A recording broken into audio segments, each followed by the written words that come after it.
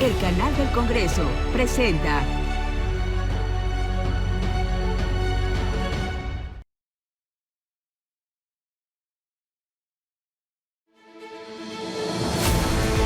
Qué gusto saludarlos en Vértice Internacional. Soy Rina Musali, este programa que analiza las claves de la política global. En el marco de la rivalidad entre Estados Unidos y China, se están apuntando una serie de intereses antagónicos en el mar de China Meridional, una zona disputada entre islas y arrecifes que tienen valor estratégico, petrolero, económico y también militar. Les pido a que nos acompañen junto con una gama de especialistas y diplomáticos para analizar lo que está ocurriendo en esta zona tan importante del mundo y cómo se está reconfigurando el poder alrededor de las alianzas militares. Por favor, les pido que me acompañen.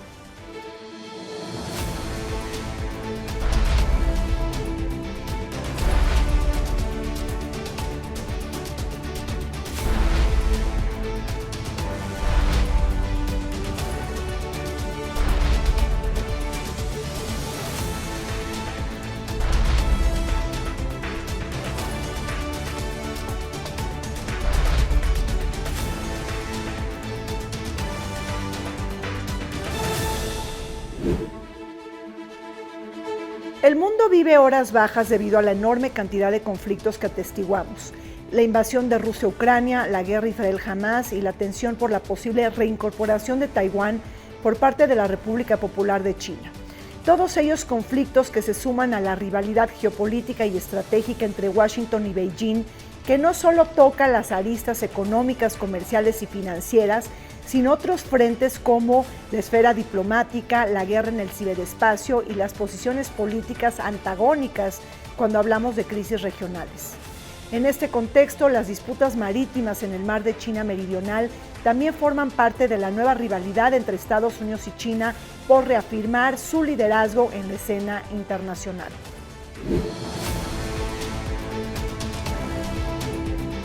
El mundo está viviendo momentos de máxima tensión entre potencias centrales y sistémicas que están poniendo en vilo la paz y la seguridad internacionales. Precisamente en esta mesa de análisis vamos a abordar las disputas territoriales en el mar de China Meridional que también están confrontando a Estados Unidos y a China. Para comentar sobre este importante tema nos acompañan desde el antiguo Colegio de San Ildefonso, aquel que está ubicado en el corazón del centro histórico. Nos acompaña el embajador José Luis Bernal, él es ex embajador de México en China, miembro del Servicio Exterior Mexicano. Bienvenido, embajador. Nos acompaña Arturo Ponce, él es especialista en geopolítica, en seguridad internacional y es profesor de la FES de Aragón. Bienvenido, Arturo. Claro. Y está con nosotros también el doctor Víctor Kerber, él es profesor del ITAM y un gran especialista en temas de Asia-Pacífico. Víctor, bienvenido. Muchas gracias. Embajador, ¿cuál es la importancia geopolítica y estratégica del mar de China Meridional que levanta la codicia de ciertas potencias y también de los países colindantes? Claro que sí. Y ahora es un tema muy importante que lo analicemos porque hablamos del mar de China Meridional, se traduce el mar del sur de China. Este nombre lo lleva desde 1953, que organizaciones marítimas reconocieron este nombre. Es una región que va desde el frente de la región de la provincia de Fujian, en China, en la parte noreste de la región, hasta la costa de Tailandia. Tiene parte de países ribereños, a 7 países, y también a la isla de Taiwán, desde luego. Pasa por todo el estrecho de Taiwán, pasa por toda la zona marítima que está entre Filipinas y China, Brunei, Indonesia, Malasia, Vietnam, de manera muy importante. Y esta es una zona estratégica vital para el comercio mundial, porque por ahí pasa posiblemente 1/3 del comercio mundial. Más de $4 trillones cada año de mercancías pasan por ahí. Por ahí se transporta el 80% del petróleo y gas que importa China, pero no solamente China, también pasa por ahí 65% del petróleo que importa Corea, 60% del petróleo que importa Japón, y es una región de 400 islas, entre islas, islotes, arrecifes y bancos de arena, o sea, hay de todo. 400 islas. 400, pero son muy pequeñas, no son habitables. Sí. Y ha habido una intención de los estados que forman parte de la zona de delimitar la plataforma continental de cada uno de ellos, lo cual, en caso de que se siguiera lo que marca el derecho del mar, provocaría una situación de que chocarían entre sí los límites y esto anularía el alta mar en la región, afectaría desde luego el derecho internacional de navegación y además es una zona muy rica en recursos de pesca, recursos energéticos, desde luego recursos de turismo que cada vez crecen más en esa región, lo cual ha llevado a que cada uno de los países ribereños y Taiwán estén demandando que se reconozca la demarcación territorial a partir de su costa, a partir de su ribera, conforme al derecho internacional. Claro. Ahora, Arturo, ¿cuáles son las principales rutas marítimas que son tan codiciadas para el juego de los intereses entre los países? Esencialmente es Malaca. Malaca es una de las principales zonas ahí de conflicto y que tiene que ver precisamente con la construcción del collar de perlas y todo esto del One Belt, One Road. Pero aquí hay que también identificar que no solamente son las propias rutas lo que está en conflicto, es la posesión de estas islas y quién las va a controlar, como bien decía el embajador, es rutas, es zonas geoestratégicas precisamente para los intereses tanto de China, pero también para los propios intereses estadounidenses. Y esa situación es la que está empezando a mover la zona de una manera muy caliente. De hecho, además, ahí tendríamos que ver otro actor que, aunque no está dentro de la zona del mar de China, sería la India. Y ese otro factor ahí también empieza a tener una situación muy especial. Y si a eso le aunamos lo que estuvo pasando o sigue pasando ahorita en el Mar Rojo, empieza a complicar más el escenario junto con otro tipo de actores. Sí, efectivamente, siempre hay capas de complejidad, Víctor, pero en términos generales, ¿quién se está disputando qué? Digo, para que nos quede claro de qué estamos hablando, quiénes son los países colindantes y cómo está jugando China en todo esto. Sí, bueno, definitivamente el rol que está jugando China es fundamental. Una potencia que ha crecido, todavía hasta bien entrado los años siglo XXI, se pensaba en algunos círculos que China sería una nación que eventualmente se alinearía a las democracias occidentales, al libre comercio. De hecho, China de pronto se convirtió en una Dalí del libre comercio. Fue una sorpresa para muchos, pero entró a la Organización Mundial del Comercio y empezó a crecer, a expandirse y se convirtió en un peligro para otros intereses, concretamente para los Estados Unidos, que a la vez que China crecía, los Estados Unidos estaban empezando a disminuir su presencia. De hecho, habían cerrado la base de Subic en Filipinas y presionaban un poco por salir de Okinawa, que era un bastión importante para ellos en Japón. Ahora, la política actual es en el sentido de retomar la presencia de Estados Unidos y las alianzas de Estados Unidos con otros países de la región, Japón definitivamente, Corea del Sur y Australia, menor medida Nueva Zelanda, pero están como jugadores importantes de Estados Unidos. Y un factor que tampoco se consideraba hace 20 años, el crecimiento de Corea del Norte como una potencia nuclear, que amenaza también la seguridad de esta región. Claro. Ahora, embajador, pero son como muy famosas estas islas Spratly, las islas Senkaku. ¿Cómo juega esto en las disputas del mar de China Meridional?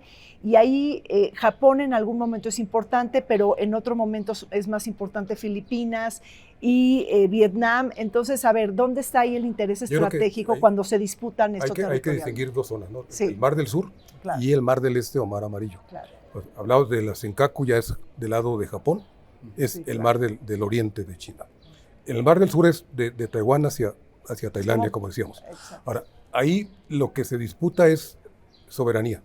O sea, ¿quién va a ser el que tenga la soberanía territorial con base en la demarcación que se haga finalmente con base en el derecho del mar? Todos los países que están en la zona han firmado y ratificado la Convención de Derecho del Mar, incluyendo China. Cuando Estados Unidos participa de lejos o de cerca en las disputas regionales, se le reclama que nunca ratificó Estados Unidos la Convención de Derecho del Mar y exige que se aplique el derecho internacional en la zona. Ahora, con el derecho del mar, y esto es muy técnico, me disculpo, pero se estableció que quien tuviera presencia física en ciertas zonas geográficas, a partir de esa presencia podría marcar su línea hacia el mar. Tenemos, conforme al derecho del mar, mar territorial, la zona económica exclusiva, y luego se marca lo que es la plataforma continental de cada país. Si sumamos 350 kilómetros de cada lado, como decía yo, en medio chocarían. O sea, no hay más de 700 kilómetros entre China y Filipinas, por ejemplo. Entonces tiene que llegarse a un acuerdo para delimitar hacia atrás, no con base en lo que el derecho permitiría, y por eso viene la disputa y vienen las controversias en foros internacionales. Ha habido, desde luego, asentamientos tratando de aplicar esta cláusula de derecho internacional. Yo pongo algo en esa islita y ya tengo el derecho territorial de ahí para allá.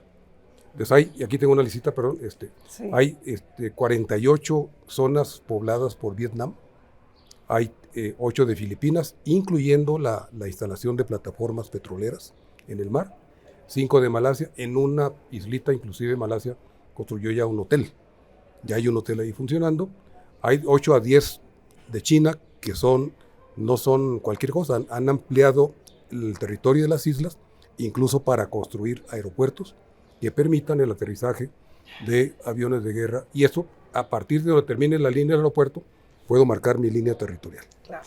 Y hay una de Taiwán.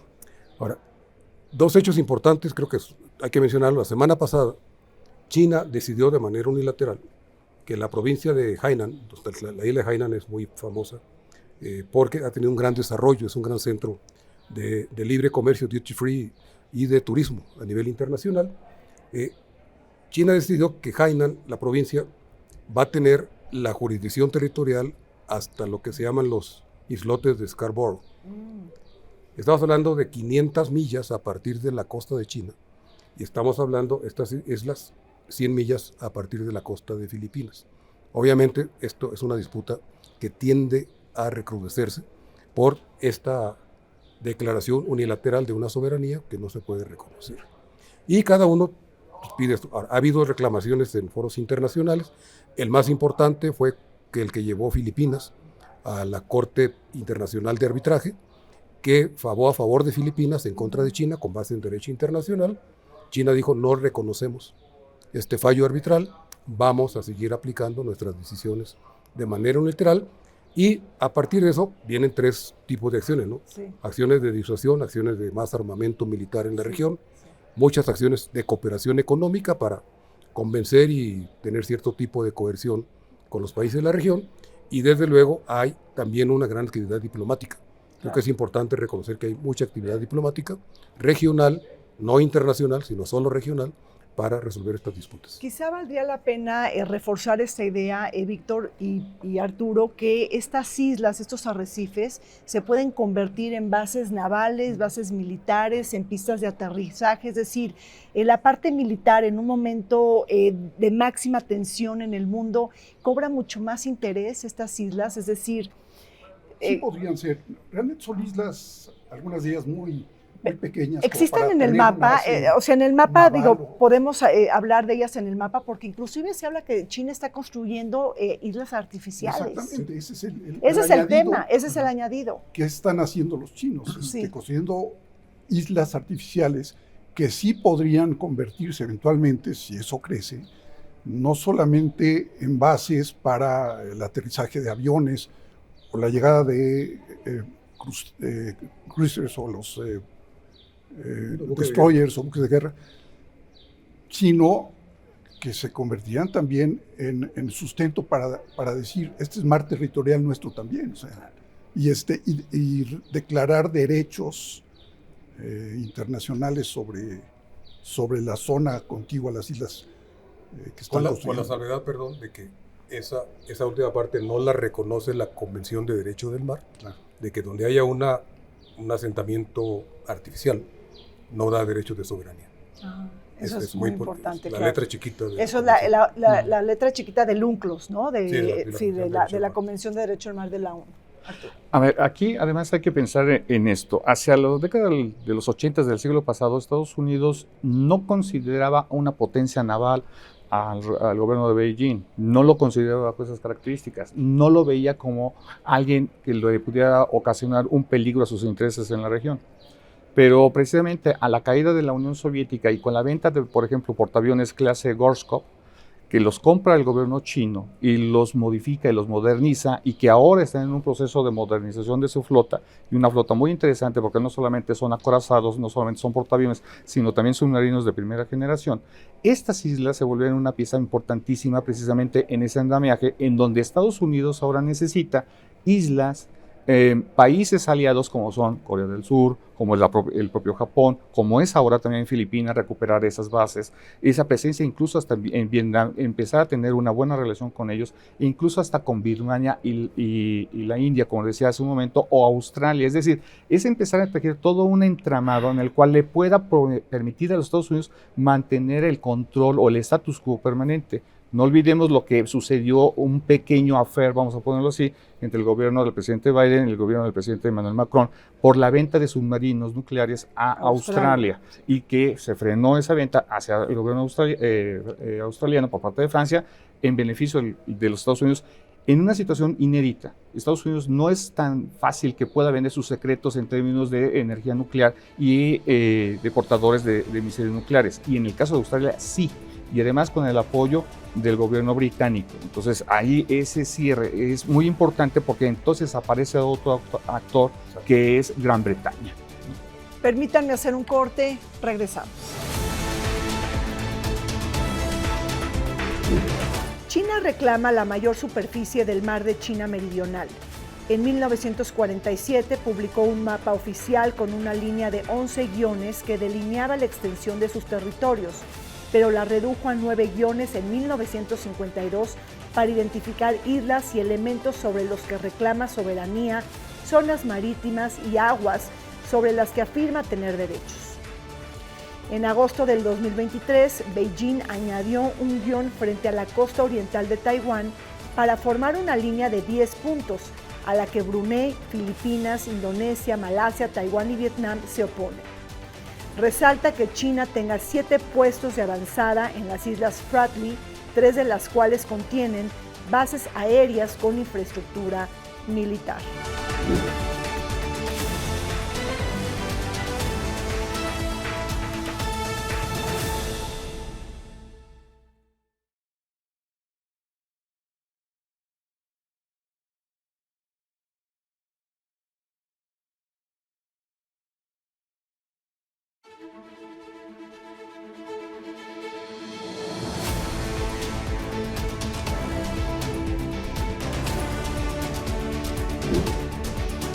Un tema candente de la escena política contemporánea está relacionada con las reclamaciones territoriales en el mar de China Meridional, rutas medulares para el comercio internacional y apetitosas en aras de obtener el control sobre los recursos naturales y marinos que están en disputa. Se trata de una de las rutas marítimas más transitadas del mundo, cuya resonancia estratégica reside en su conexión entre Medio Oriente y el Océano Índico.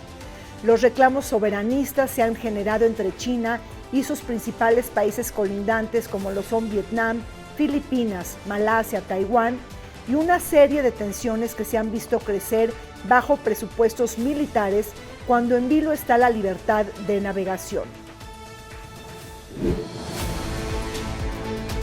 Pues estamos de regreso comentando en Vértice Internacional sobre un tema candente en la agenda internacional, las tensiones que se viven en el mar de China Meridional y que muchas veces se nos olvidan porque tomamos interés de otros focos rojos de inseguridad internacional. Embajador, por lo general, esta región ha tenido desacuerdos, ha tenido disputas marítimas, territoriales, pero según usted, ¿cuál es la flecha que ha cambiado todo este andamiaje y que se ha convertido pues como en un enjambre de muchas tensiones? Yo creo que la flecha que desató esto fue la expansión de China. La expansión que tiene su base en un interés geopolítico muy claro, o sea, porque esta zona es lo que llaman ellos un buffer zone, Sí. que protegería el territorio continental de China de cualquier intento de invasión, de ataque militar que llegara desde el sur. De parte del este, o sea, tienen sus protecciones y tienen muy bien controlada toda la zona, desde el norte, noreste, hasta lo que es la provincia de Fujian y el control sobre la isla de Taiwán. Eso lo tienen controlado. Ha ayudado a eso pues la presencia permanente, que ya señalaba Víctor, de Estados Unidos en Okinawa, en otras bases militares en el Pacífico, en Corea, por ejemplo. Pero eso les permitió estudiar bien cuál sería el movimiento y cuál sería la defensa. En el sur era más inestable. Y por eso la intención de ocupar los diferentes islotes, islas o hasta rocas que aparecen ahí, para poner su instalación de observación climática, de observación militar, bases de aprovisionamiento y aeropuertos que ya existen en donde pueden aterrizar aeronaves. Ahora, en el caso, por ejemplo, volviendo al tema, en el caso de Corea, hay una presencia militar muy importante de Estados Unidos en Corea, pero hay una prohibición en el acuerdo entre Corea y Estados Unidos de que Estados Unidos pudiera mover tropas de esas bases hacia el sur. Eso es por acuerdo entre Corea y Estados Unidos. En el sur empezaron también los esfuerzos de los países menos desarrollados y más pequeños en la zona para lograr tener una mayor capacidad, no de defensa militar, sino de pesca. Hay que recordar que de qué depende la población de todos estos países, mucho del consumo alimentario del mar. No, y hay una enorme diversidad. Una enorme riqueza, una y enorme riqueza, quien controle las zonas marítimas claro, va a controlar la seguridad alimentaria. La seguridad alimentaria es muy importante para China, desde luego, pero igual pues para las Filipinas, para Indonesia.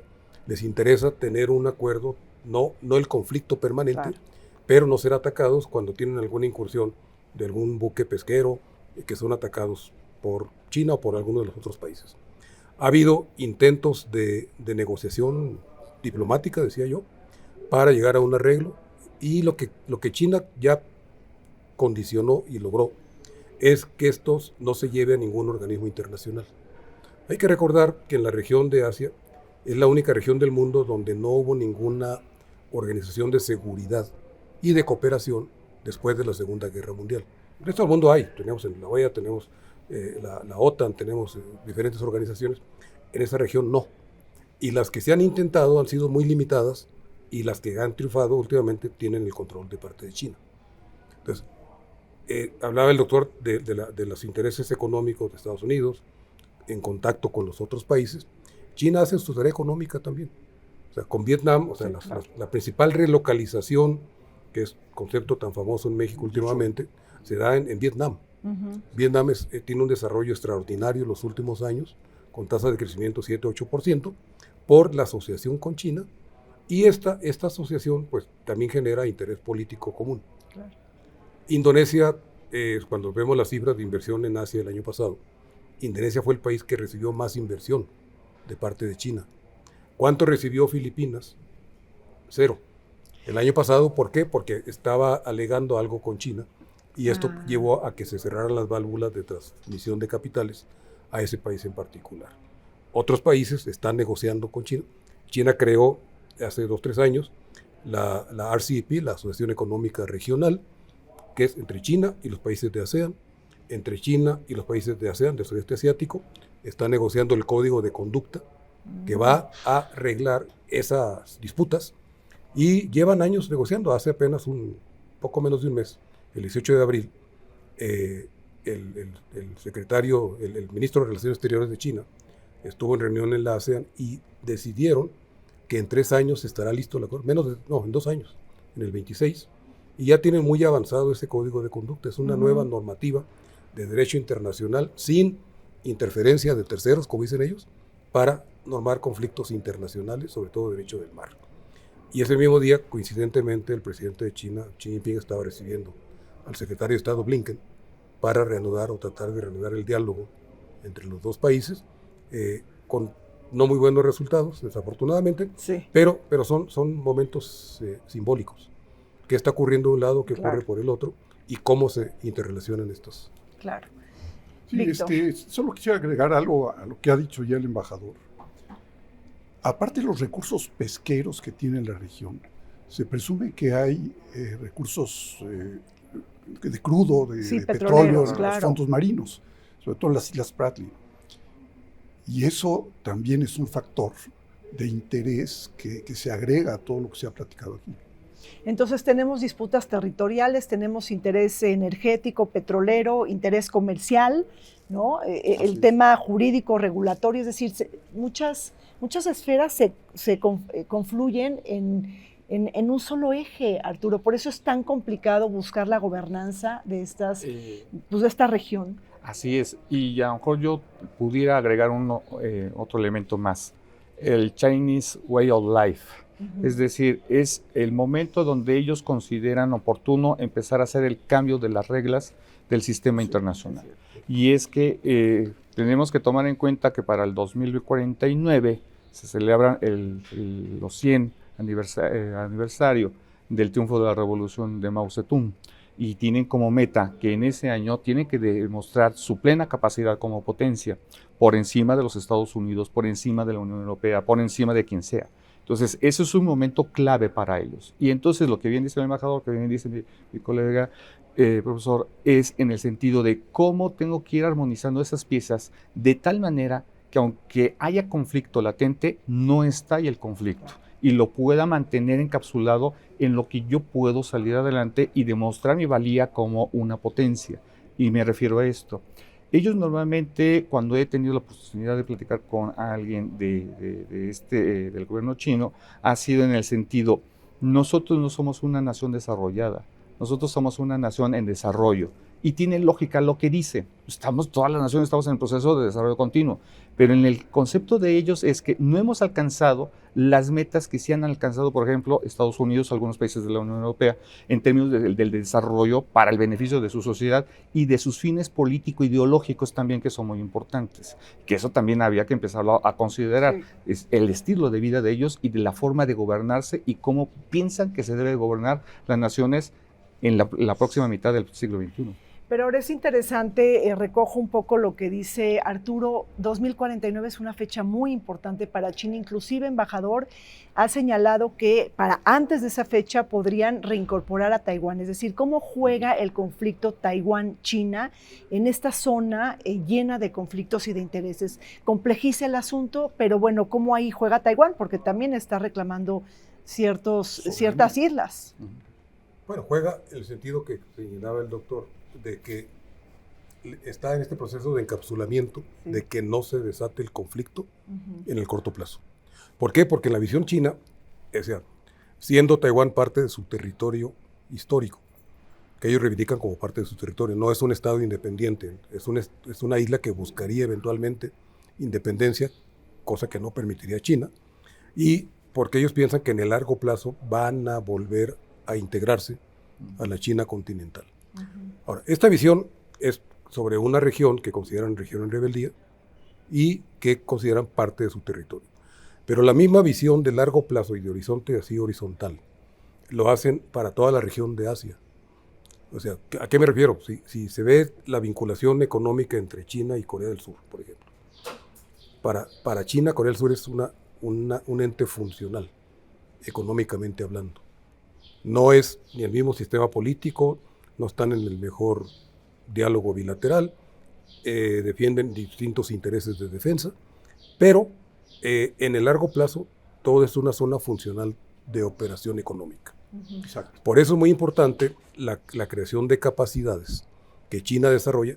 Una cosa es hablar de la capacidad militar, que tienen ahora el 4º portaavión que ayer antier mandaron al mar para pruebas, el Fujian, altamente tecnificado, pero son 4. O sea, entonces, están desarrollando su propio avión comercial, sí, pero todavía no está. Entonces van en ese camino con miras a un plazo más largo.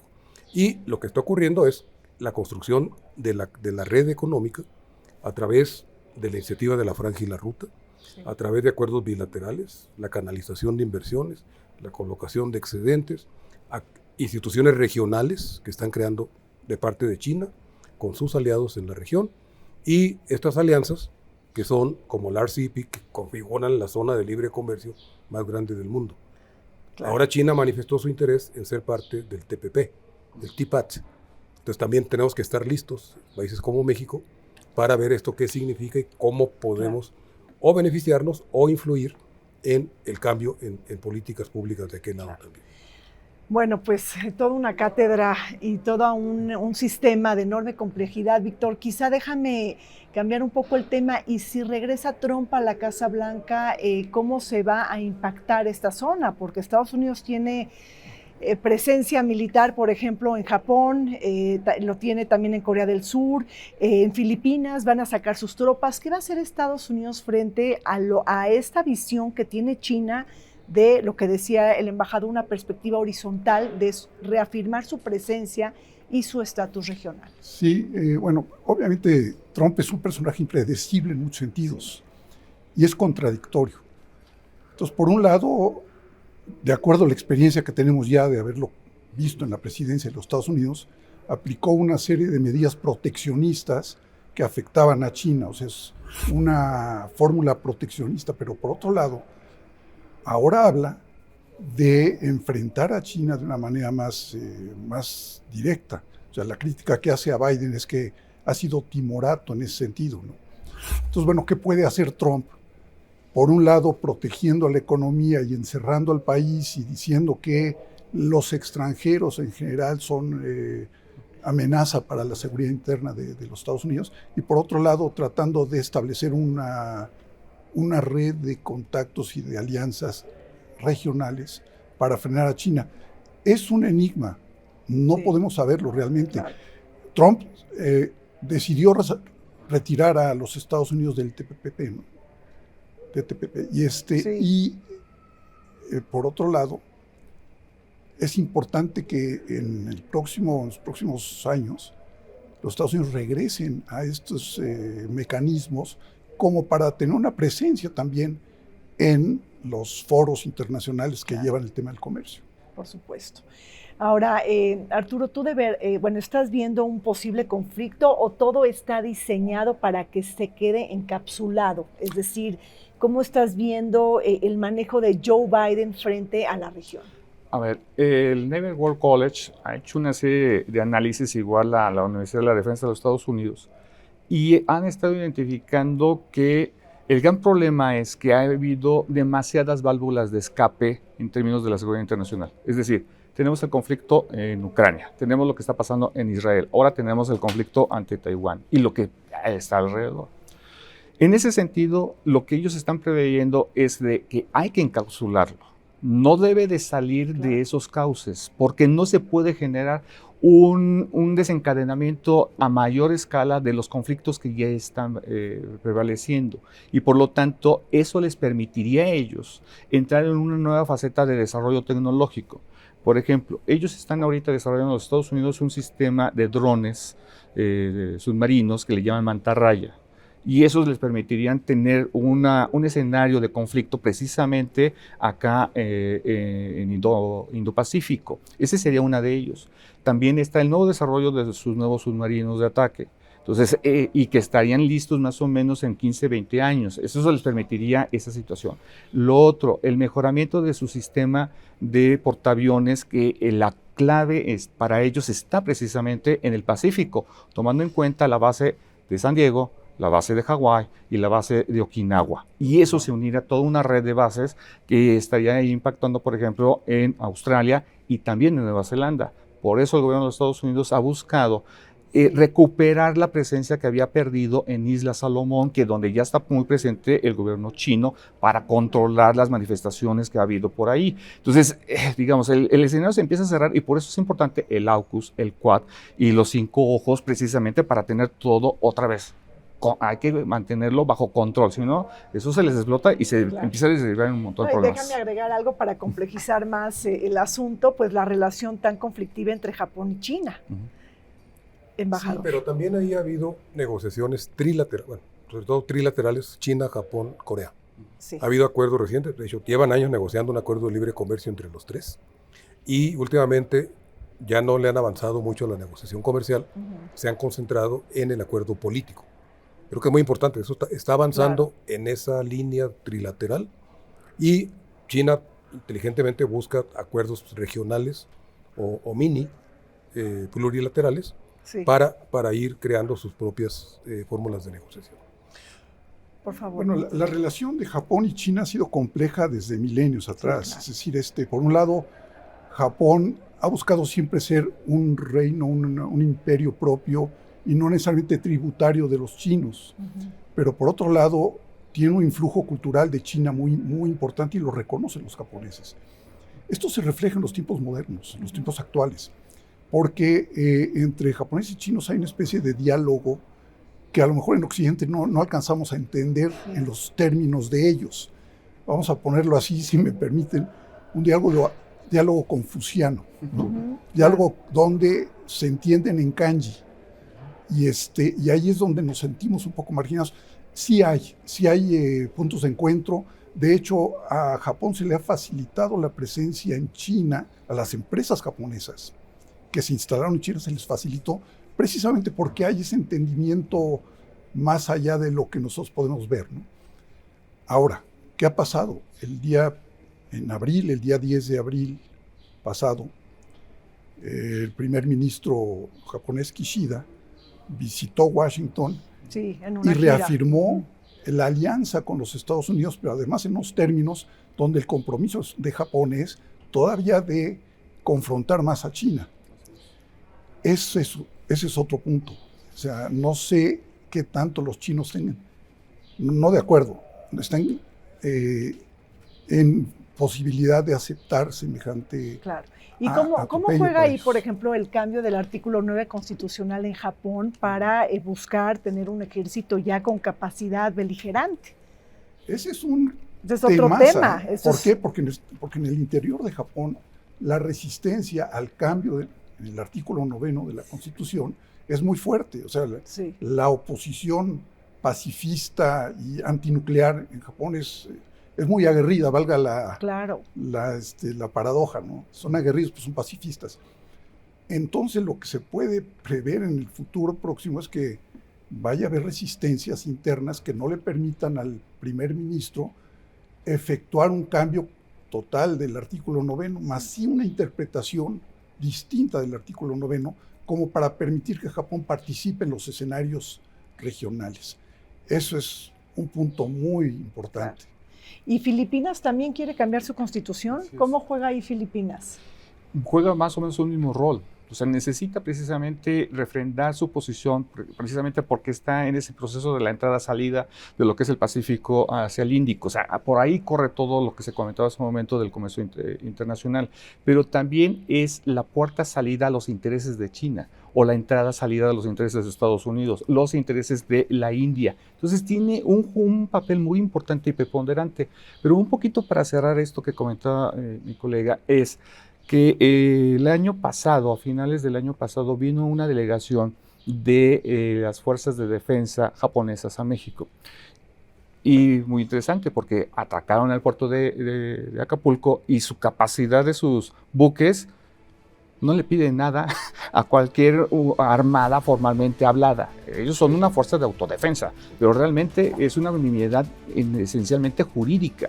Entonces, si a eso le sumamos lo que está pasando con Japón, lo que está pasando con Vietnam y lo que me decías preguntas con referencia a Filipinas, lo que estamos viendo también es una escalada de la capacidad armamentista en la región. Y eso es también muy interesante, claro, que hay que asumir. Bueno, pues déjenme hacer un corte, pues seguiremos adelante con este juego de multilateralidades en el mar de China Meridional. Regresamos. El mar de China Meridional está poco explorado debido a sus disputas territoriales. La mayoría de los yacimientos de petróleo y gas natural descubiertos se encuentran en zonas no disputadas cercanas a las costas. Aproximadamente 3.600 millones de barriles de petróleo y 40.3 billones de pies cúbicos de gas natural en reservas probadas y probables se encuentran en el mar de China Meridional. Ello sugeriría menos del 1% de las reservas mundiales del petróleo y un poco menos del 3% de las reservas mundiales de gas natural. No obstante, destaca que más del 80% del petróleo crudo que fluye hacia Japón, Corea del Sur y Taiwán atraviese esta zona marítima desempeñando un papel importante en las consideraciones de seguridad energéticas en todo el este de Asia.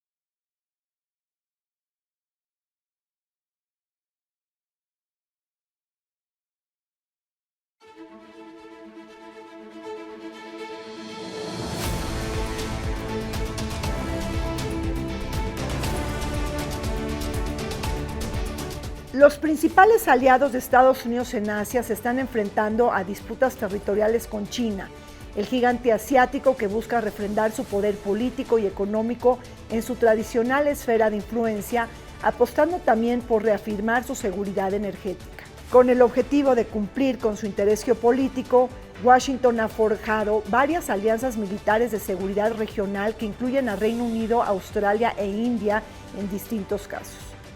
Se trata de una región que ha generado enormes preocupaciones debido a la reciente ola militarista y en donde se ha cuestionado el derecho marítimo internacional cuando en boga están las reclamaciones de territorios, las zonas marítimas de las islas y las disputas relacionadas con las rutas marítimas y actividades militares.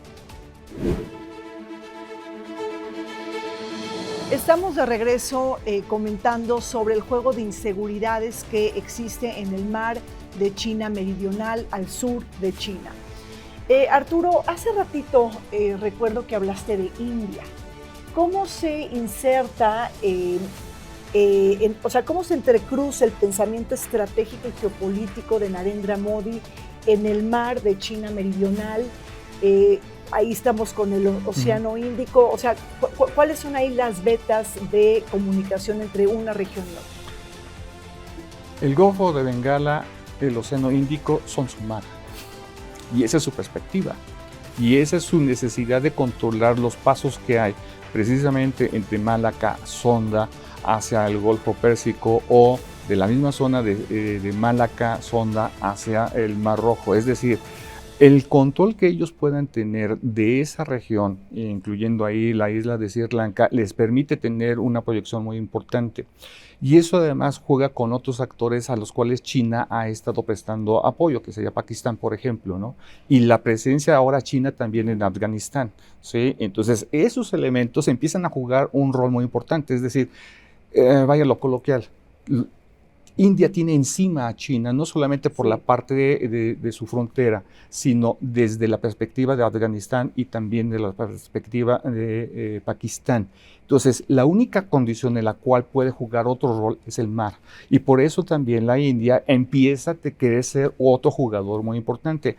Aquí Estados Unidos vamos a la expresión, ha coqueteado con el gobierno de la India y tratarlo de sumar hacia proyectos como el AUKUS, incluso el propio Quad. Sí. Y ahorita que estuvo el primer ministro de Japón allá en Washington, esa fue la idea. Súmate con nosotros, pero además a otra iniciativa que es muy importante, la de los 5 ojos, que tiene que ver con cuestiones de la seguridad en términos informáticos. Entonces, ese es otro entramado que se empieza a jugar ahí, precisamente porque China e India son unas piezas medulares en el desarrollo de la inteligencia artificial. Pero ¿verías probable que India ingrese al AUKUS 2 con esa parte tecnológica informática? Porque eso ya se está manejando. Sí, si llegan a un buen acuerdo con los Estados Unidos en términos de transferencia tecnológica y económica, sí. El problema con la India es que la India es como un péndulo. Dependiendo de las circunstancias, se mueve a las necesidades propias de ellos mismos, no a las necesidades de Occidente o de China. Claro. Sí, es la llamada política exterior de la autonomía estratégica. Ahora, Víctor, pero India tiene este marco económico del Indo-Pacífico que le busca competir, ¿no? a la llamada franja de la ruta y de la iniciativa de la ruta, o lo que conocemos coloquialmente como la ruta de la seda. Y bueno, ahí se está generando un nuevo esquema geopolítico, digo, con este diferencial, y sobre todo porque se nos olvida que India y China comparten frontera. Sí, así es. Bueno, ahí hay un conflicto latente que no se ha mencionado suficiente, pero que puede convertirse en otro foco rojo eventualmente sobre la disputa que hay en torno a Cachemira y problemas fronterizos entre la India y China. Pero además los indios sienten que la presencia china los empieza a acercar también a través de este proyecto de la Franklin Ruta de la Seda, que ya tiene una presencia en Sri Lanka, por ejemplo. Entonces, el hecho de que estén en la zona de influencia de India ya comienza a ser también un tema de seguridad para la India frente a China. Traen su propia dinámica ellos dos, ¿no? Claro. Por eso la India tiene razón de estar en un mecanismo como el Quad, Sí. donde la ¿Qué India, es el Quad? Platícanos. la India, Japón, Australia y Estados Unidos crearon este mecanismo de consultas inicialmente para temas de seguridad regional. De pronto se vino abajo, ya perdió su importancia y ahora lo retoma, mucho por iniciativa de Australia. Entonces, retoma esta importancia porque consideran los australianos que pues, están ellos también participando dentro de este esquema y que han quedado un poco marginados en torno a Estados Unidos. Entonces se ha retomado esto y Japón también está participando en esta visión de retomar el Quad con miras a participar más activamente en el mecanismo de defensa que está detrás del Quad. Bueno, pues se nos está acabando el tiempo y quisiera aprovechar la presencia del embajador para preguntarle de México. Somos un país del Pacífico, somos un país que participamos dentro de la PEC, somos miembros también del TIPAT, antes lo que se conocía como el TPP. ¿Cómo nos afectan todas estas tensiones en el mar de China Meridional al diseño y a la implementación también de nuestra política exterior? Yo creo que el primer punto es tomar en cuenta cómo está cambiando la política exterior de China. Estados Unidos lo conocemos más o menos bien, sabemos del conflicto sistémico entre las dos potencias, pero sabemos poco de lo que China está haciendo.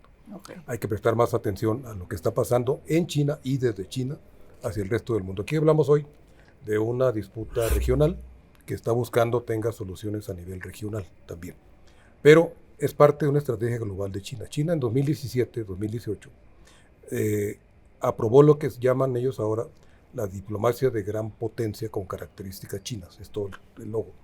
¿Qué quiere decir esto? Que están aplicando lo que llaman ellos soluciones chinas a los problemas globales.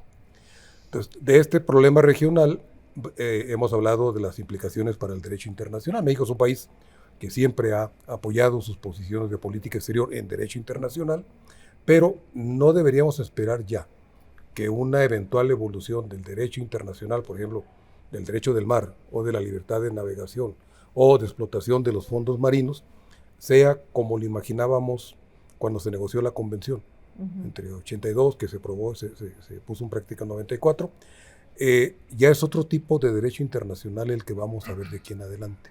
Y tenemos que partir de la base de cuáles son los factores reales de poder que están influyendo en esto. Por eso menciono el tema de las soluciones chinas a problemas globales. Y China está actuando con otras iniciativas globales. La más importante es la de la Franja y la Ruta, se comentaba hace un momento. Ya son más de 120 países los que participan. Y no es nada y más varios de América Latina. 20 de América Latina hasta fines del año pasado. Y no es nada más con la firma de un acuerdo, es recibiendo inversiones, negociando algunas cuestiones preferenciales en materia de comercio y recibiendo financiamiento. Creo que es muy importante el seguimiento para México en esta estrategia global de China, las tres iniciativas que propone China a nivel de Naciones Unidas, una de seguridad, otra que tiene que ver con el sur global, que se llama Estrategia Global de Desarrollo, y una estrategia que se llama de civilización humana global. Lo que quiere decir esto, vamos a verlo si es que se desarrollan los conceptos, pero la iniciativa está ahí, ya se está empujando, y nos toca a nosotros, además de poner atención allá, prestar atención muy cercana a lo que Estados Unidos hace. Nuestro principal interés es Estados Unidos, en política económica, en política social, en política exterior. Y por eso, muy importante que no tomemos partido. Cuando se habla de la solución de algún conflicto lejano, no le interesa a México involucrarse de manera directa. Cuando se habla de cómo va a evolucionar el derecho internacional. Nos interesa participar para defender lo que hemos defendido y que nos interesa que siga evolucionando y codificándose el derecho internacional. Cuando se habla de tomar posiciones en la relocalización o en la cooperación económica, tenemos que defender primero nuestro interés nacional y ver, Estados Unidos es nuestro principal socio, pero China es nuestro segundo socio. Claro. Y tenemos que defender nuestro punto de vista, nuestros objetivos y nuestros intereses nacionales.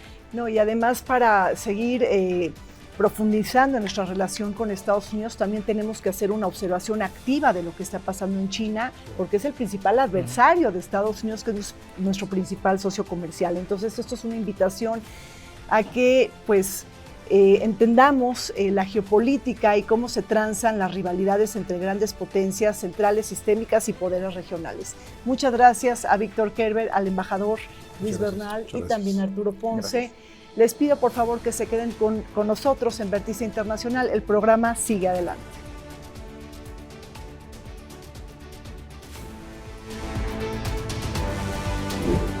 La presencia militar de Estados Unidos en el este de Asia es una pieza fundamental de su estrategia de seguridad regional. A lo largo de los años ha establecido una red de bases militares y acuerdos de cooperación en Japón, en donde alberga alrededor de 53,000 tropas, la mayor cantidad de cualquier país, así como en Corea, Guam, Australia, Vietnam y Singapur, entre otros. Estas bases juegan un papel crucial en su estrategia disuasoria frente a China. Washington también ha forjado varios mecanismos de seguridad regionales, incluido el AUKUS con Reino Unido y Australia, y el diálogo cuadrilátero que incluye a Australia, India y Japón. También ha buscado asociaciones económicas con algunos países de la ASEAN por medio del marco económico del Indo-Pacífico. Se acabó el tiempo en Vértice Internacional. Me despido de ustedes, Zorrina Musali, agradeciendo mucho su atención y compañía, pero también agradeciendo, antes que nada, al antiguo Colegio de San Ildefonso, todas las facilidades brindadas para grabar en esta hermosísima locación. Hasta pronto.